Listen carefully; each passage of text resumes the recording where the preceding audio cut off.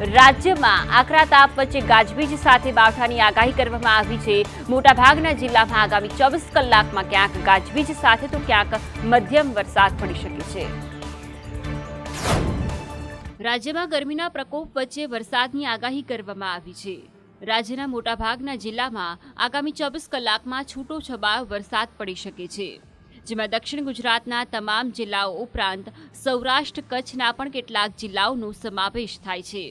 આગામી 24 કલાક દરમિયાન સૌરાષ્ટ્ર કચ્છના દેવભૂમિ દ્વારકા, જામનગર, કચ્છ ઉપરાંત ઉત્તર ગુજરાતના બનાસકાંઠા, મહેસાણા, સાબરકાંઠા, અરવલ્લી, ખેડા, મહીસાગર, પંચમહાલ, દાહોદ, છોટાઉદેપુર, વડોદરા તથા દક્ષિણ ગુજરાતના નર્મદા, તાપી, સુરત, નવસારી, વલસાડ, ડાંગ, દમણ અને દાદરાનગર હવેલીમાં છૂટાછવાયા ભાગો પર હળવો વરસાદ વરસી શકે છે। આ ઉપરાંત રાજ્યના કેટલાક જિલ્લાઓમાં ગાજવીજ સાથે વરસાદની પણ સંભાવના સેવાઈ રહી છે, જેમાં બનાસકાંઠા, સાબરકાંઠા, અરવલ્લી, મહીસાગર, દાહોદ, છોટાઉદેપુર, ખેડા, પંચમહાલ, વડોદરા, નર્મદા, સુરત, તાપી, નવસારી, વલસાડ, ડાંગ, દમણ અને દાદરાનગર हवेलीનો સમાવેશ થાય છે।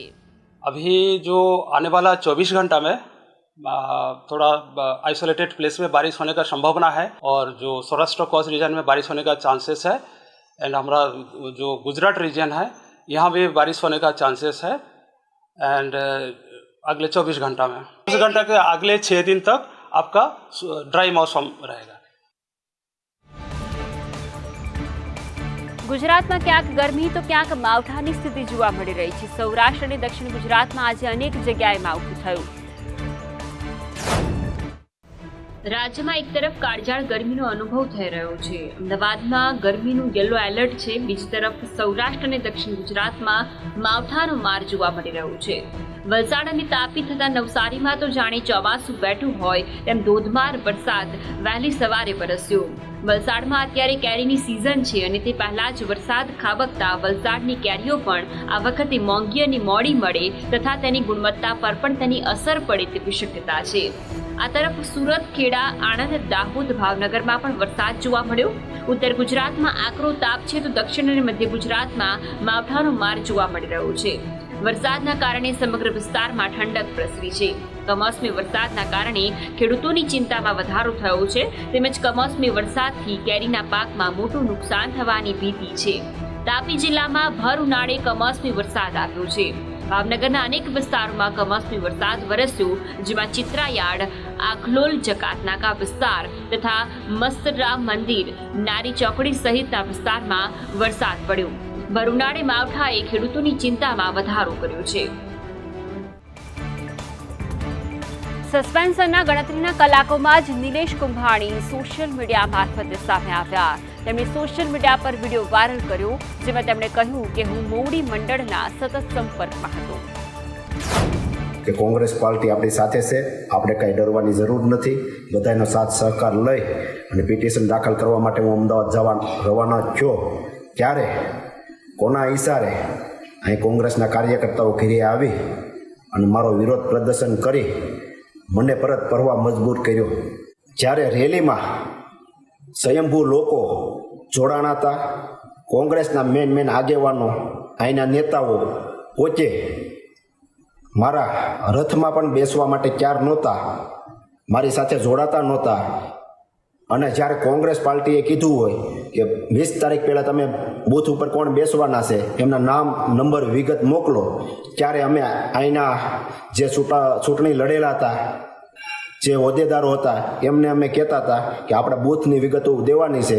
ત્યારે એક પણ આગેવાનોએ બૂથ આપ્યા નહોતા। કાર્યકર્તાઓ જે કામ કરતા હોય, કાર્યકર્તાઓ જે બૂથ આપતા હોય એમને પણ ના પાડતા હતા કે આપણે બૂથ આપતા નહીં। અને પબ્લિક પણ જાણે છે કે આમાં જે અત્યારે વિરોધ કરે છે એ પહેલાં ભાજપ સાથે બેસી ગયા હતા અને એક પણ અમારી સભાઓમાં કે અમારી સાથે ડોર ટુ ડોર એમાં એક પણ અહીંના આગેવાનો આવ્યા નહોતા, અત્યારે ખાલી વિરોધ કરવા બેસી ગયા છે। સુરત કોંગ્રેસના પૂર્વ કોર્પોરેટર શૈલેષ રાયકાનું નિવેદન સામે આવ્યું છે। તેમણે નિલેશ કુંભાણી પર આક્ષેપ કરતા કહ્યું છે કે ફોર્મ રદ થયું તે દિવસે કુંભાણી આવી શકતા હતા। આ આખી એક ગેમ હતી, બીજેપી જોડે સાઠગાંઠ હતી। નિલેશ કુંભાણીનો વિડીયો સામે આવતા જ અનેક નેતાઓની તેના પર પ્રતિક્રિયા સામે આવી રહી છે, જેમાં શૈલેષ રાયકા શું કહી રહ્યા છે સાંભળીએ. 6 દિવસે કે 5 દિવસે બહાર નીકળ્યા.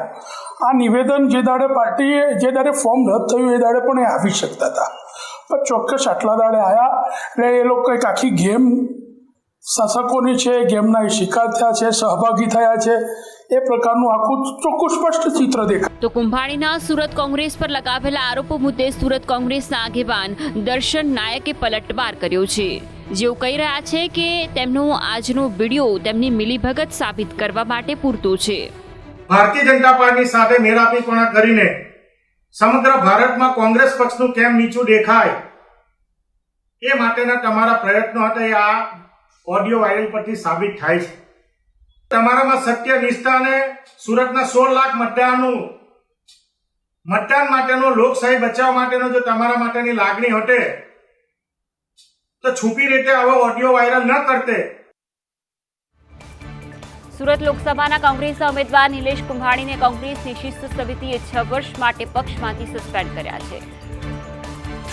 નિલેશ કુંભાણીએ ફોર્મ રદ થવામાં નિષ્કાળજી દાખવી હતી અને ભાજપ સાથે મેળાપનું હોવાથી શિસ્ત સમિતિએ નિર્ણય લીધો છે. તેમને કોંગ્રેસ પક્ષે સંસદની ટિકિટ આપી હતી.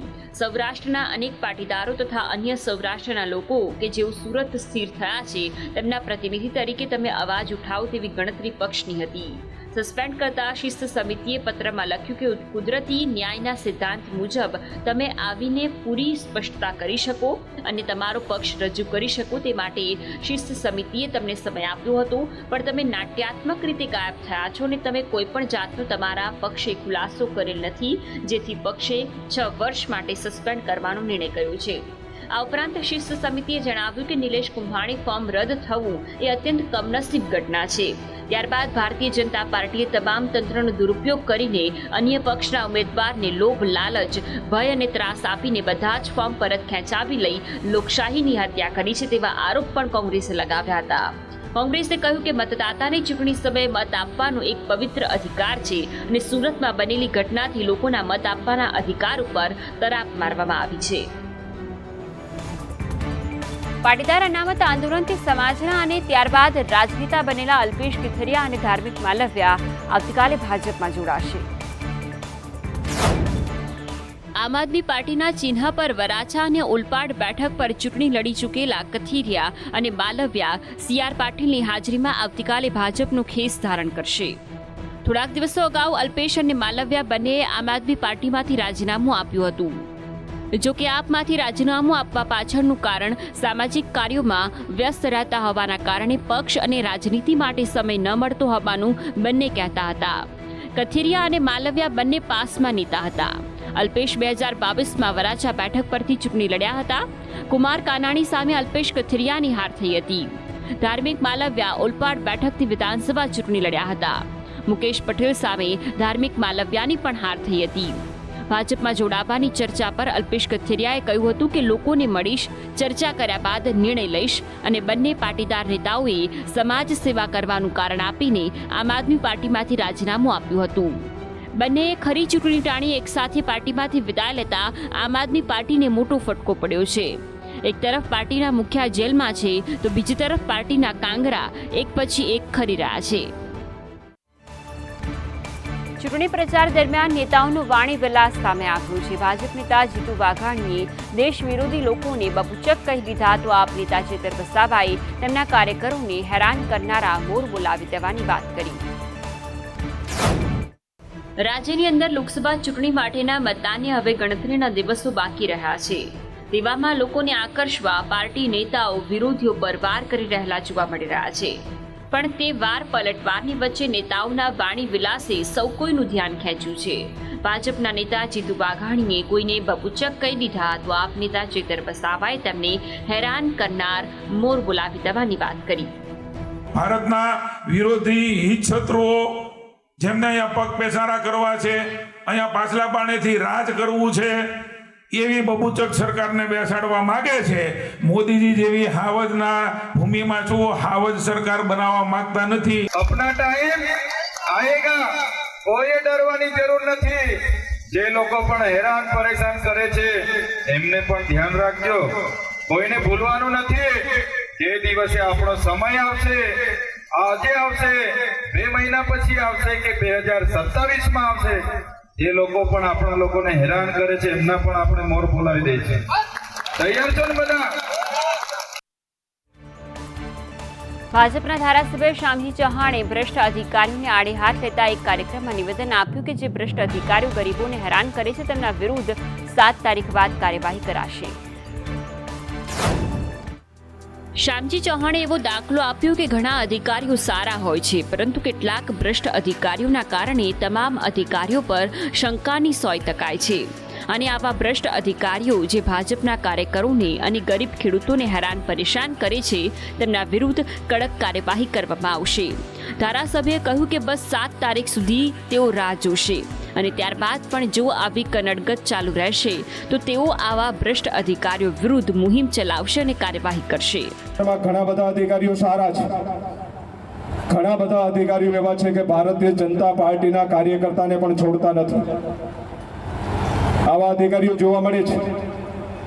પ્રજા, ખેડૂતો, ગરીબોને હેરાન કરે છે. ત્યારે પણ આ લડત ન્યાય માટે અમારે તમારી પણ જરૂર પડવાની છે. છેલ્લી 7 તારીખની રાહ જોઈએ છે. 7 તારીખ પછી જે ભ્રષ્ટ અધિકારીઓ છે ને પાર્ટીના કાર્યકર્તા, ખેડૂતો અને ગરીબ લોકોને હેરાન કરે છે એના માટે હું તમને કહું, જબરજસ્ત અમે મુવમેન્ટ ચલાવીને લડત લડવાના છે. ગુજરાતમાં લોકસભા ચૂંટણીના મતદાનની તારીખ નજીક આવી રહી છે અને રૂપાલાનો વિવાદ વધુ તેજ બની ગયો છે. પાટણમાં કોંગ્રેસના ધારાસભ્ય રૂપાલાને રૂના પ્યાલા ગણાવતા રાજકીય માહોલ ગરમાયો. રાજ્યમાં લોકસભાની ચૂંટણીના મતદાનને હવે ગણતરીના દિવસો બાકી રહ્યા છે. ત્યારે રાજકોટ લોકસભાના ભાજપના ઉમેદવાર પરસોત્તમ રૂપાલા સામે ક્ષત્રિય સમાજમાં રોષ હજુ પણ યથાવત છે. ગામે ગામ રૂપાલા વિરુદ્ધ સંમેલનો અને વિરોધ પ્રદર્શનો થઈ રહ્યા છે. આ બધાની વચ્ચે ચાણસ્માના કોંગ્રેસના ધારાસભ્ય દિનેશ ઠાકોરે રૂપાલા પર આકરા પ્રહાર કર્યા છે. વસઈ ગામે યોજાયેલા રાજપૂત સમાજના એક સંમેલનમાં હાજર રહેલા દિનેશ ઠાકોરે રૂપાલાને રૂના પ્યાલા ગણાવ્યા. તેમણે કહ્યું કે તમે સોનાનો પ્યાલો જોયો, પિત્તળનો પ્યાલો જોયો, પરંતુ આ તો રૂનો પ્યાલો છે અને આ પ્યાલા ઉપર પાણી નાખી પૂરો કરવાનો છે. અડધી રાતે પણ કંઈ પણ કામની જરૂર હોય તો દિનેશ ઠાકોરને યાદ કરજો. હર હંમેશ તમારી સાથે રહીશ એ જ વિનંતી સાથે. અને છેલ્લે પ્લાસ્ટિકનો પ્યાલો જોયો, પિત્તળનો પ્યાલો જોયો, આ તો રૂનો પ્યાલો છે. રૂપાલા પાણી રેડવાનું રે આમાં ખાલી, એટલે ઓટોમેટિક પૂરો થઈ જાય. જય માતાજી. ક્ષત્રિય સમાજના આંદોલન વચ્ચે મોટા સમાચાર સામે આવ્યા છે. ક્ષત્રિય અસ્મિતા ધર્મરથની માહિતી બોર્ડર રેન્જ આઈજી કચ્છ દ્વારા મંગાવવામાં આવી. ક્ષત્રિય સમાજના આંદોલન વચ્ચે સૌથી મોટા સમાચાર સામે આવ્યા છે, જેમાં ક્ષત્રિય અસ્મિતા ધર્મરથની માહિતી પોલીસ ભેગી કરશે તેવી માહિતી મળી રહી છે. બોર્ડર રેન્જ આઈજી કચ્છ દ્વારા આ અંગેની માહિતી મંગાવાઈ છે, જેમાં રથ કેટલા ગામમાં ફર્યો, કોણ આગેવાન હતા અને તે માહિતી એકઠી કરી રિપોર્ટ આપવામાં આવ્યો છે. ક્ષત્રિય સમાજે ભાજપ વિરુદ્ધ પોતાનું આંદોલન પાર્ટ 2 શરૂ કરી દીધું છે. દેવસ્થાનોથી નીકળનારા તેમના ધર્મરથ નીકળી પડ્યા છે. આ રથ વિવિધ વિસ્તારોમાં ફરી ભાજપ વિરુદ્ધ મતદાન માટે અપીલ કરી રહ્યા છે. ક્ષત્રિયોએ આરપારની લડાઈ શરૂ કરી દીધી છે, ત્યારે આ ધર્મરથની માહિતી એકત્રિત કરવામાં આવી રહી છે. ક્ષત્રિય સમાજ સિવાય કોણે સપોર્ટ કર્યો તેની માહિતી પણ મંગાવવામાં આવી છે, જેમાં ક્ષત્રિય અસ્મિતા ધર્મરથની તમામ માહિતી પોલીસ ભેગી કરશે. નારી શક્તિનું સન્માન અને પોતાની અસ્મિતા સાથે જોડાયેલા મુદ્દા પર ક્ષત્રિયોનો વિરોધ શરૂ છે, જેમાં ક્ષત્રિયોએ બનાસકાંઠા અને મોરબીથી ભાજપ વિરુદ્ધ મતદાન માટે ધર્મરથ નીકળ્યા છે. પરંતુ સુરતમાં ક્ષત્રિયોએ ભાજપનું સમર્થન કર્યું છે. દક્ષિણ ગુજરાતના 108 ક્ષત્રિય સમાજે પ્રદેશ ભાજપ પ્રમુખની હાજરીમાં રૂપાલાનો વિરોધ કર્યો, પરંતુ ભાજપનું સમર્થન કર્યું છે. લોકસભા ચૂંટણી પહેલા જ કોંગ્રેસ પક્ષના બેંક ખાતા સીઝ કરી દેતા પાર્ટીને ચૂંટણી ખર્ચ કરવામાં મુશ્કેલીનો સામનો કરવો પડી રહ્યો છે. નવસારી બેઠકના કોંગ્રેસ ઉમેદવાર અને 14 કરોડની સંપત્તિ દર્શાવનાર નૈશદ દેસાઈએ લોકોને યથાયોગ્ય ધ્યાન આપવાની અપીલ કરી છે. મતદારોને એક વિડીયોના માધ્યમથી અપીલ કરતા જણાવ્યું છે કે કોંગ્રેસ પક્ષના એકાઉન્ટ ચૂંટણી પહેલા સીઝ થયા હોય તેવો પ્રસંગ બન્યો છે. હાલમાં કોંગ્રેસ પક્ષના બેંક ખાતાઓ સીલ થઈ ગયા છે. દુનિયાના ઇતિહાસમાં ચૂંટણી સમયે કોઈ રાજકીય પક્ષના બેંક ખાતા સીલ થાય એ આ પહેલો પ્રસંગ છે. પરિણામે ભારે આર્થિક કટોકટીનો સામનો કરવો પડે છે. ભારતીય જનતા પાર્ટીએ ચૂંટણીને ભારે ખર્ચાળ બનાવી દીધી છે. ના છૂટકે આપને પ્રાર્થના કરવાની ફરજ પડેલ છે કે આપના મતદાન પહેલા મહાન દાનની જરૂર છે. આપને યોગ્ય લાગે તે રકમ આપ દાન આપો. આપના દાન સાથે આશીર્વાદ આપો. છોટાઉદેપુરમાં કોંગ્રેસના ઉમેદવાર સુખરામ રાઠવાનો પ્રચાર દરમિયાન મુકુલ વાસનિકે સંદેશ ન્યૂઝ સાથે ખાસ વાતચીત કરી હતી.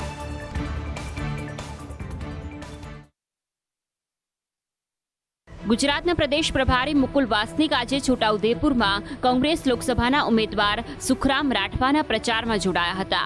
આ દરમિયાન સંદેશ ન્યૂઝ સાથે ખાસ વાતચીતમાં ભાજપ પર પ્રહાર કરતા કહ્યું કે સુરતમાં ભાજપે હથકંડા અપનાવ્યા તે નૈતિક મૂલ્યો વિરુદ્ધ છે. આનો જવાબ ભાજપની 7મી તારીખે જોવા મળશે. मुकुल जी, यहाँ पे आप प्रचार के लिए आए हो, क्या कहेंगे?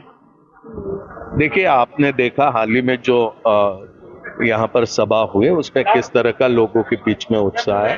मैं समझता हूँ कि सिर्फ ये इसी छोटा उदयपुर क्षेत्र में नहीं तो पूरे રાજકોટ ખાતે એક સંવાદ કાર્યક્રમમાં રેલવે મંત્રી અશ્વિની વૈષ્ણવે જાહેરાત કરતા કહ્યું કે હવે રાજકોટથી 2 કલાકમાં અમદાવાદ પહોંચી શકાશે. કેન્દ્રીય રેલવે મંત્રી અશ્વિની વૈષ્ણવ આજે સૌરાષ્ટ્રની મુલાકાતે છે અને આજે રાજકોટમાં પ્રમુખ સ્વામી ઓડિટોરિયમ ખાતે રાજકોટ ચેમ્બર ઓફ કોમર્સના સંવાદ કાર્યક્રમમાં હાજરી આપી હતી, જેમાં વિકસિત ભારત 2047 સંવાદ કાર્યક્રમમાં ઉપસ્થિત લોકો સાથે સંવાદ કર્યો હતો. और आज उन सुधारों का रिजल्ट है.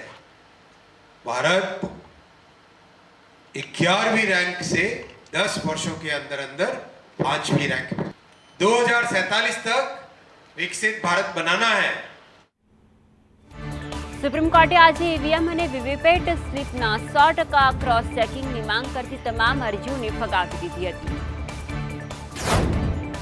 કેસની સુનાવણી કરી રહેલા બંને જજો જસ્ટિસ સંજીવ ખન્ના અને જસ્ટિસ દીપાંકર દત્તાએ કહ્યું કે કોઈપણ સિસ્ટમમાં બિનજરૂરી અવિશ્વાસ યોગ્ય નથી. અમે પ્રોટોકોલ ટેકનિકલ પાસાઓની વિગતવાર ચર્ચા કરી છે. અમે 2 સૂચનાઓ આપી. પ્રથમ, સિમ્બોલ લોડિંગ પ્રક્રિયા પૂર્ણ થયા પછી સિમ્બોલ લોડિંગ યુનિટને સીલ કરવું જોઈએ. પ્રતિક લોડિંગ યુનિટ 45 દિવસ માટે સંગ્રહિત હોવું જોઈએ. ઈવીએમ અને વીવીપેટ પર સુપ્રીમ કોર્ટના નિર્ણય પર આજરોજ ચુકાદો આપવામાં આવ્યો હતો. ઈવીએમ અને વીવીપેટને લઈને વડાપ્રધાને વિપક્ષ પર આકરા પ્રહારો કર્યા. બિહારના અરરિયામાં એક ચૂંટણી રેલીને સંબોધતા કહ્યું, સુપ્રીમ કોર્ટે સ્પષ્ટ કહ્યું છે કે બેલેટ પેપરનો યુગ પાછો નહીં આવે. ये बटन दबाने वाला खेल बंद होना चाहिए. यही उनका खेल चल रहा है. इंडी गठबंधन के हर नेता ने ईवीएम को लेकर जनता के मन में संदेह पैदा करने का पाप किया है. लेकिन आज देश के लोकतंत्र की ताकत देखिए. बाबा साहब आंबेडकर के संविधान की ताकत देखिए. आज सुप्रीम कोर्ट ने मतपेटियों को लूटने का इरादा रखने वालों को ऐसा गहरा झटका दिया है. લોકસભા ચૂંટણી માટે બીજા તબક્કાનું મતદાન પૂર્ણ થયું છે. બીજા તબક્કામાં 13 રાજ્યોની 88 સીટો પર મતદાન થયું. ત્રિપુરામાં સૌથી વધુ 74% જેટલું મતદાન થયું છે. બિહાર અને ઉત્તર પ્રદેશમાં સૌથી ઓછું મતદાન થયું છે. બીજા તબક્કામાં 13 રાજ્યોના મતદારો 88 બેઠકો પર ઉમેદવારોના ભાવિનો નિર્ણય કરશે. બીજા તબક્કામાં જે 88 બેઠકો પર મતદાન થયું હતું તેમાંથી ભાજપ પાસે અડધાથી પણ વધુ એટલે કે 52 બેઠકો છે, જ્યારે કોંગ્રેસ પાસે 22 બેઠકો છે. બીજા તબક્કામાં કેરળની તમામ 20 બેઠકો ઉપરાંત કર્ણાટકની 28માંથી 14 બેઠકો, રાજસ્થાનની 13 બેઠકો, મહારાષ્ટ્ર અને ઉત્તર પ્રદેશની 8 બેઠકો, મધ્યપ્રદેશની 6 બેઠકો, આસામ અને બિહારની 5 બેઠકો, છત્તીસગઢની બેઠકો પર મતદાન યોજાયું. આ ઉપરાંત પશ્ચિમ બંગાળમાં 3 અને મણિપુરમાં 3, ત્રિપુરા અને જમ્મુ કાશ્મીરની એક બેઠક પર મતદાન યોજાયું. જમ્મુ અને કાશ્મીરના સોપોરના નવપોરામાં સુરક્ષા દળો અને આતંકવાદીઓ વચ્ચેની અથડામણમાં 2 આતંકવાદીઓ માર્યા ગયા. આ અથડામણમાં 2 જવાન પણ ઘાયલ થયા છે. એન્કાઉન્ટર દરમિયાન એક નાગરિકને પણ ખભામાં ગોળી વાગી હતી. તેને સારવાર માટે સોપોર જિલ્લા હોસ્પિટલમાં મોકલવામાં આવ્યું હતું, જ્યાંથી તેને સારી સારવાર માટે શ્રીનગર રિફર કરવામાં આવ્યું. કહેવામાં આવી રહ્યું છે કે સુરક્ષા દળોને નોપોરામાં એક મકાનમાં આતંકવાદીઓ છુપાયા હોવાની માહિતી મળી હતી.